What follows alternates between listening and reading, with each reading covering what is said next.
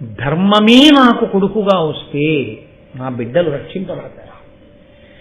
అంటే పాండురాజు లోకానికో సందేశం ఇస్తున్నాడు.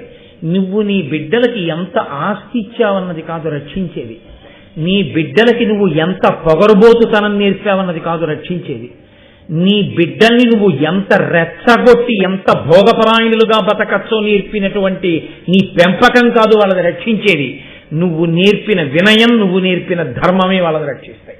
లేకపోతే నువ్వు వెళ్ళిపోతావు, నువ్వు నేర్పిన పొగరబోతుతనంతో విడిచిపెట్టిన ధర్మం వాళ్ళని కాల్చేస్తుంది. అప్పుడు నువ్వు ఉండవు. కానీ నీ కింద వాళ్ళు పాడైన దానికి నిన్ను ఈడ్చి తీసుకొచ్చి నరకంలో పారేస్తారు. నీకున్న పుణ్యం ఏమైనా ఉంటే కూడా లెక్క పెట్టకుండా ఆ స్థితి తెచ్చుకో. పిల్లలకి ధర్మం నేర్పుకో.